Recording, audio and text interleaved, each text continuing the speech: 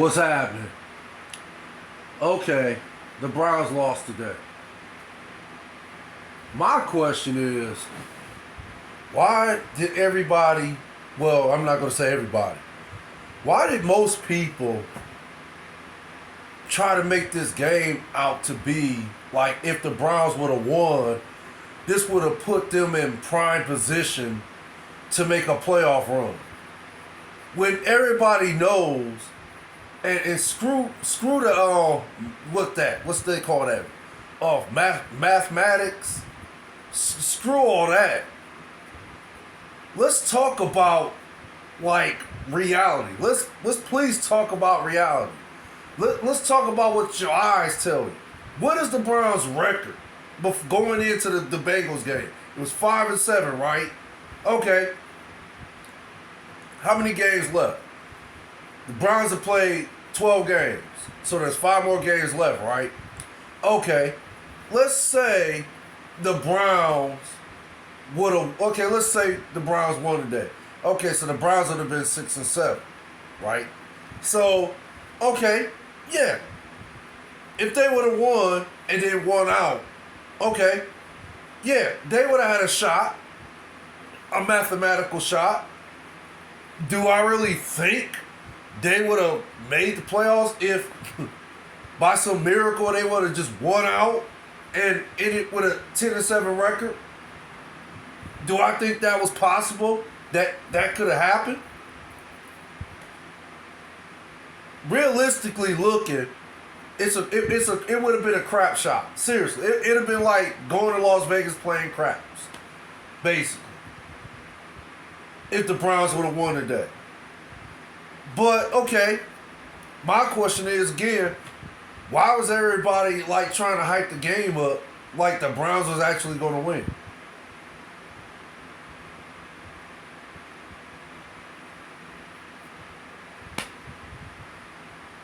I'm just in awe. I'm basically in awe because I just don't get the way some people think in today's society nowadays.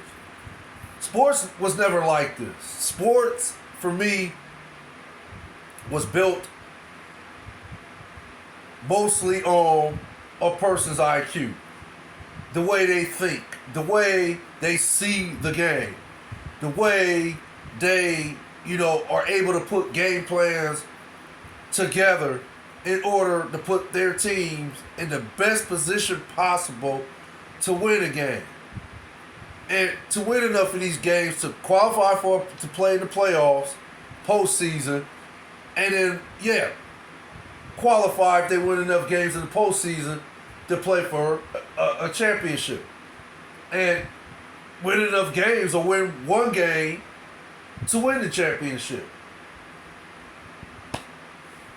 I just feel, in my opinion, this is something getting lost in the transaction here. I don't know how to describe. I mean, I can describe it, but sometimes I feel like I'm the only person seeing this. And I know I'm not, but I'm just saying, sometimes I feel like I'm the only person seeing, I'm just seeing the mirage that most these analysts, these players, these coaches, and so forth in these sports is presenting to, us, the fans. And I think that, they're thinking that most fans, all they care about is the team winning, or all they care about is, just being a fan of the team, or just, the colors. Or it could be, the uniform, wearing the uniform, or wearing the jersey, or the helmet, or just the idea of being a specific fan of their team and how dedicated they are, and elaborating this to their co-workers, their family members, their loved one, their husband or their wives, boyfriend or girlfriend, and so forth. But I just don't like I said, I just think, in my opinion, that it's just something getting lost. And it just amazes me how people built this Browns Bengals game up to where if the Browns would have won today, all would have been all good in the land of Cleveland sports. And as I watched the game, of course I quickly got bored with it because, of course, the defense played, notoriously like they always do. They'll play, a good first quarter, or sometimes they'll play a good first half. But what amazes me is nobody's even talking about how the Browns really lost this game today. And how they lost it was just simply due to special teams and the defense.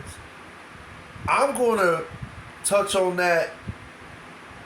Well, I'm going to make an attempt to touch on that the best of my ability and more, but it's late and I don't, really, don't want to be up all like this talking about the Browns. I'm going to, try to give as much detail, as much content as I can possibly. So, give me a few and I will talk about the game. I will talk about it more in depth.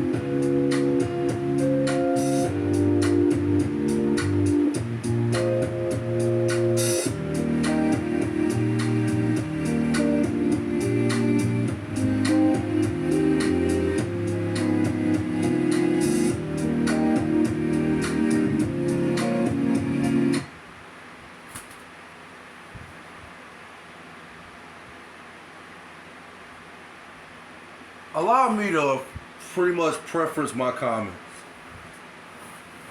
I'm not even upset that the Browns lost. I'm not disappointed. I'm not even depressed. I did not display any emotion at all today. The emotions I displayed about the Browns season, I did all that the second game of the season when they just lost that game, and it was the defense that lost that game against the Jets in historical fashion. And it was like, basically, it was just absurd and preposterous on all levels as to how they lost that game against the Jets. And again, for people to even say that if the Browns were won today, they would have had a shot at making the playoffs, it's laughable. It's just basically laughable because they were out of the playoff race 2 games ago when they dropped the first one, when they dropped that game against the Dolphins, and then they lost to Buffalo. That's what took them out the playoff race. If they would have won them 2 games, we would have been having a different conversation today. But, okay, they lost them. So that's what took them out of the playoffs. Again, screw all those screw all the mathematical talk. Screw all that. And let's talk about reality. The Browns team is not a good team this year at all. It's not. On the offensive end, yeah. they overachieved. So I'm not going to touch the offensive side of the ball. They overachieved. The offensive side of the ball put this team in position in more ways than one this year to win enough games to put themselves in a position to qualify for the playoffs this year. So even to qualify to even win the division, the offense did that this year. The defense, no. The defense was just pathetic. Period. All season long. All season long. All season long. I don't care what they did against the Texans. They should have did that against the Texans last week. Who are the Texans? If they had got beat by the Texans, you know what would have happened? That game Deshaun Watson had against the Texans, which was, was this called what it was? Yeah, he ain't played in 795 days. So of course, your first game back, real live action. The game is faster now. You got to be able to read defenses all over again that you haven't seen in 795 days. Okay, we get, you practice, you put yourself, you took enough reps in practice, you worked on, how to read defenses or worked on plays, offensive plays, you worked on these type of schemes, that type of scheme. You worked on so many things in practice, to a point where, yeah, it prepared you for the game, but it did not actually prepare you for the game. So, again, Deshaun Watson had a below average game against the Texans. Now imagine if the defense would have did what it did today against the Bengals. Imagine what that headline would have looked like last week. Oh, the Browns lose. Deshaun Watson plays awful. Or the Browns lose and Deshaun's play at the quarterback position was horrendous. Or the Browns lose and Deshaun Watson did, play the way he here we go. The way he played the quarterback position was just so below average look on the field. He just looked like a guy who can't play anymore, or he just looked like a guy who has lost his way. He's on par with Russell Wilson. He looks exactly the way Russell Wilson looked. I would like to think that's what the headline would have said last week if the Browns would have lost. But okay, they didn't lose. They won. All right. Now that they lost, which to me, Deshaun Watson had a B- game. I'll give him a B-. Definitely a C+ game. I mean, he was 26 of 46. He completed 26 out of 46 passes, and he had 276 yards passing. He had a touchdown, and he had an interception, and he rushed for 33 yards. Yeah, to me, that's a C+, B average game at the quarterback position. Nobody wanted to talk about that, though. They wanted to talk about the fact that, Kevin Stefanski wasn't calling the play, was doing what he usually do. He's calling rather peculiar plays that don't make sense. Oh, he's not using Nick Chubb again. Why is he not using Nick Chubb? But they don't want to look at the fact that the Bengals defense, for the most part, was shutting Nick Chubb's down. Okay, but they don't want to give the Bengals credit on that. They want to try to put it on Stefanski and say, Stefanski, as usual, is not using Nick Chubb. Why? Why is he not using Nick Chubb? For what? Why is y'all making a big deal out of this anyway? The season is over. The season is over. So, if you ask me, if I'm a coach, I'm not going to lie. Why would I want to run my best player?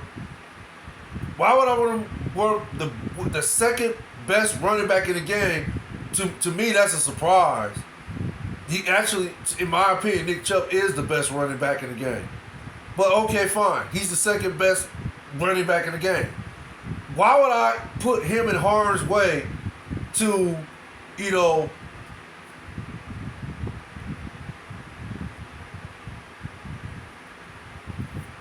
why would I put him in harm's way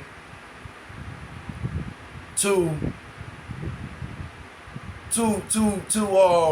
sustain to sustain a significant injury that could derail his career this year as well as next year? Why would I do that? Why would I run this guy to the ground? Why would I, do a huge workload on this guy? And what are we playing for? The season is over. Why would I do that to him? That's just me as a coach. If I know my season is over, I'm resting my best players. That's just me. That's how I would do it. That's how I would do it. I'll rest my best players for next year. Because I would like to think next year is going to be better. Because we're going to have Deshaun Watson for a full season. So my mindset will be the season is lost this year. We might as well, I'm going to let Nick Chubb play. But no, I'm not going to give him a substantial amount of carries to where he's going to put himself in harm's way. And put himself in position to,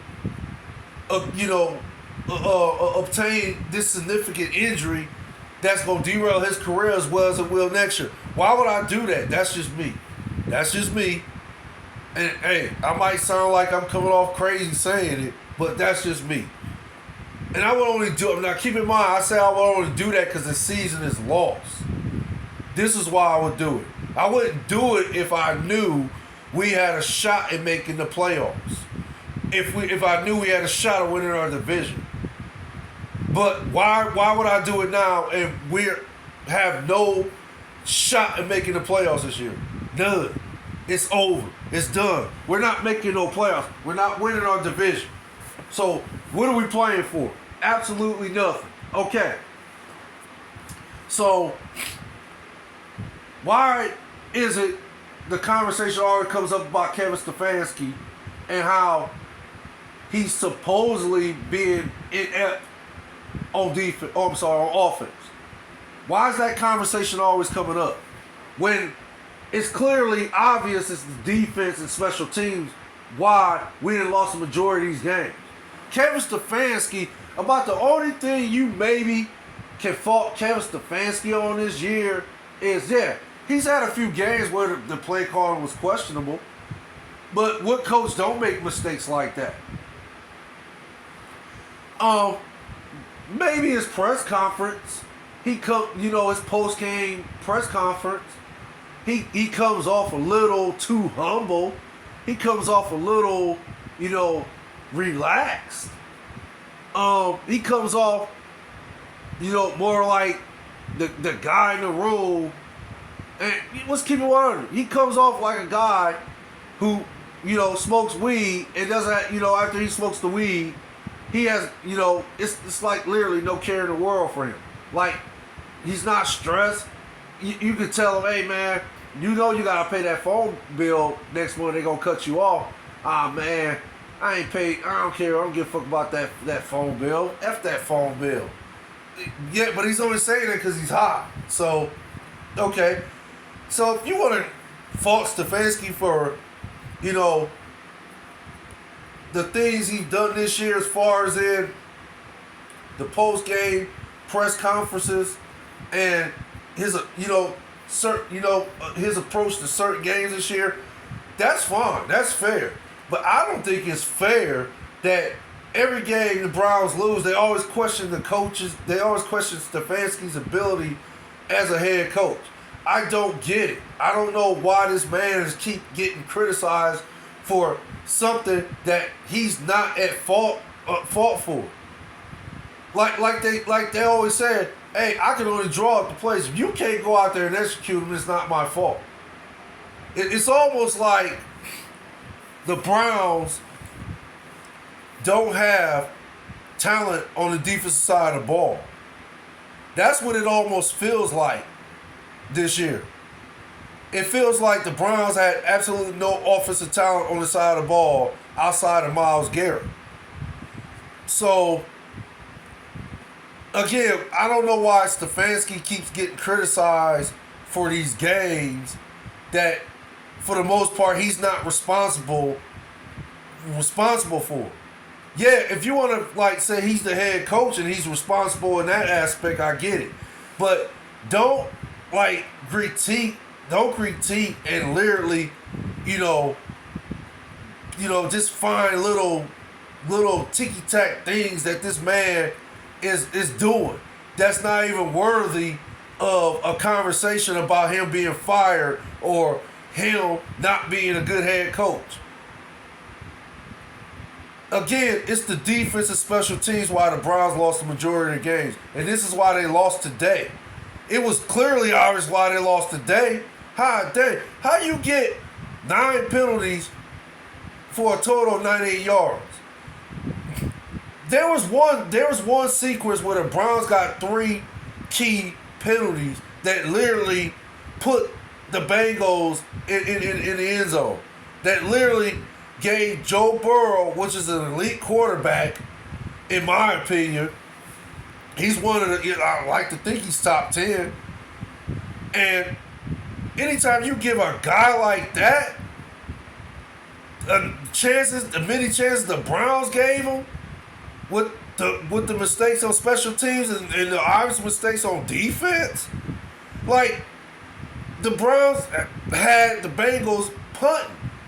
And I don't even know who the dude was. Why should I want to know what number he was? Why should I mention it? Because it was so wild. It was just so obviously inept to a point where it's just like, where do they get these players from?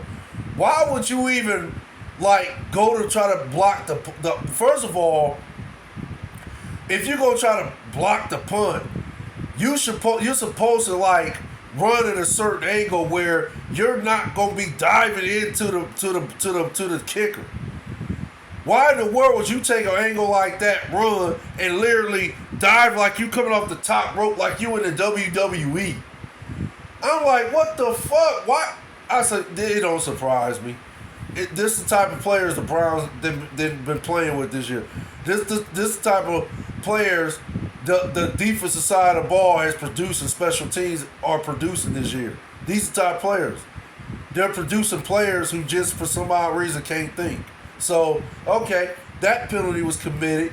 Then I think there was a sack or so forth, and then the guy got held. One of the players held the other guy or something like that. And that was obvious. Did it right in front of the referee. Then there was another penalty. I think it was an offensive pass penalty. But I didn't, like I said, I didn't even pay attention really, to be honest. I just know there was 3 key penalties that they literally put the Bengals in the end zone. And again, you cannot give a guy like Joe Burrow that many chances to score. And that's what kick-started their offense.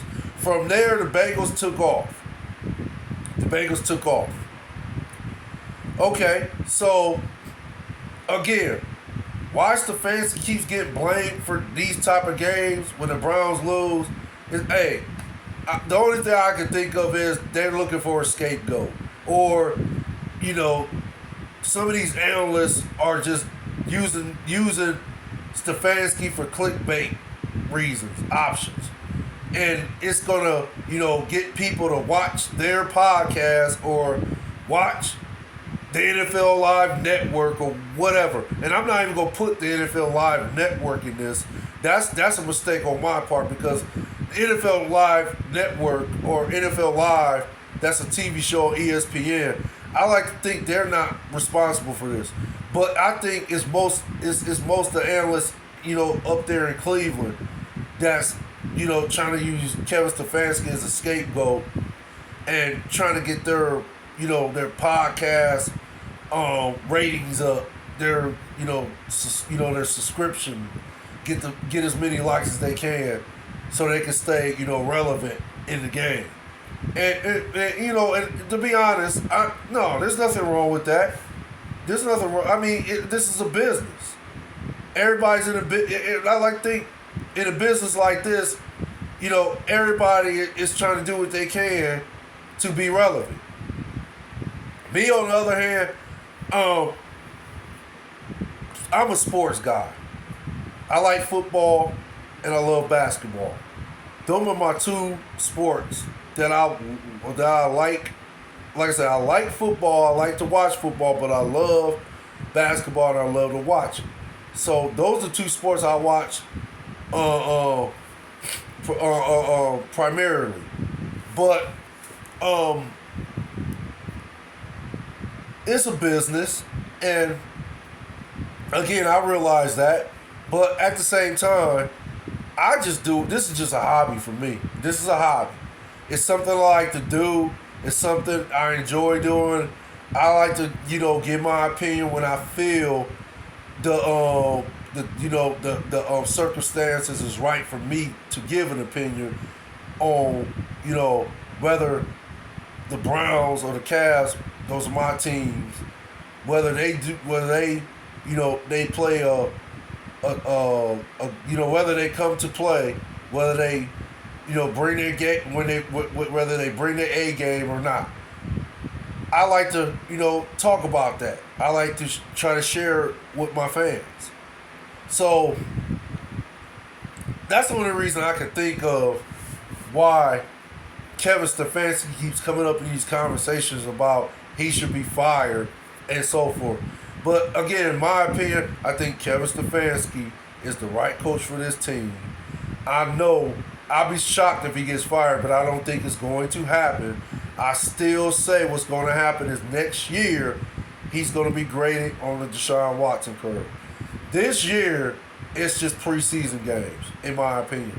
It's just a preseason game, preseason all over again for the Browns. That's all.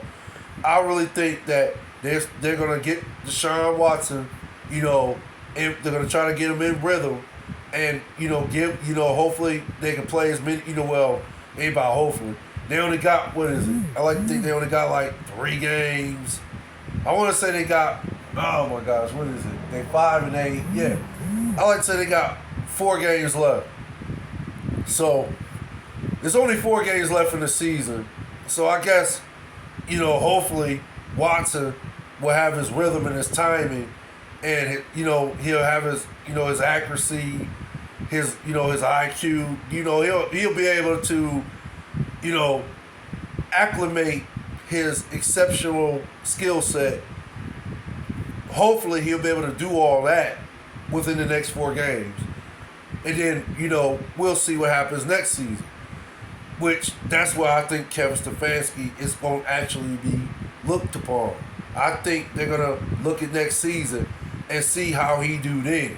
Because this season, no, I like to think he already got a pass. I like to think that him and the owner already talked. I like to think that the owner told him his job is safe. I like to think that Joe Woods and Mike Pilfer won't be back next year. I would be shocked if Kevin Stefanski, vouches for these guys and they actually come back next year. So, yeah, if anything's going to shock me and get me back all, angry, frustrated, is if that take place next year. No, this year, I'm like I said, my anger and frustration, I vented all that when they lost that second game when they lost that second game of the season to the Jets. That's where my anger and frustration was all just like a volcano. It erupted, and then it seeped out into the atmosphere, and then it dissipated. So now I'm cool. I'm good. So no, I'm not upset that the Browns lost. No, I was just watching to see what Watson was going to do. I was hoping he was going to do what he did today, which again to me, he had a B- game. I'm not going to say that, I saw a lot of things that was wrong when I actually saw a lot of things that was right with Watson. And I think, the more games he play, the more he's going to get his time and rhythm and so forth back. So, again, I don't get, why everybody trying to build this game up like the Browns was going to actually win it. And then I don't get the frustration and anger as to why, why is everybody even reacting like that when the Browns, they knew. Y'all knew. Most of the Browns fans know this season was over 2 games ago. They know it was over 2 games ago. I don't understand why why would you like literally do that? Like it's almost like getting yourself like it's almost like the husband and his wife, they got a divorce. The husband didn't want the divorce, but the wife, of course she won the divorce, and she was granted the divorce. Okay, now all of a sudden, he's hearing rumors, and he's not necessarily hearing this from his wife, but he's hearing rumors that his wife wants to reconcile. So, okay, here go the husband. He's all, getting his hopes up. He's, making plans to, call her up, take her out to dinner and so forth. And, okay, he calls her up. Of course she don't answer the phone. But, okay, keep in mind he's hearing these rumors that she said that, hey, look, that she wants you to come over to the house. Just go over there. Go over there, knock on the door, ask her out, and I'm telling you, she'll go out with you. Then y'all can work on your marriage, okay? So the husband does just that, knock on the door, no answer. Okay, he goes, he's calling, no answer. Finally, the wife calls him, and then she tells him, look, I don't know who told you this? I don't know why you think this is going to happen, but I already told you. It's over. It's why I got a divorce from you. Could you please stop calling me? Could you not come to my house anymore? It's over. We are divorced. Move on. That's exactly what it was like with the Browns and the Bengals. What are y'all getting all hyped up for? Why would you get yourself all geared up for disappointment?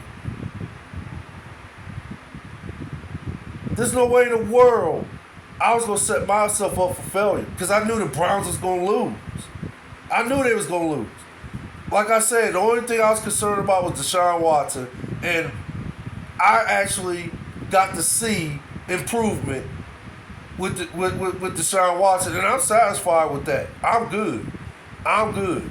So, again, I'm waiting for next year. I want to see what happens next year.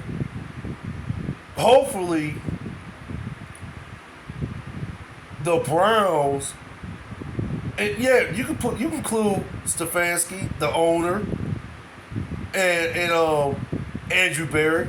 Hopefully, these three, which is Jimmy Haslam, Andrew Berry, and Kevin Stefanski, hopefully they will take this year as experience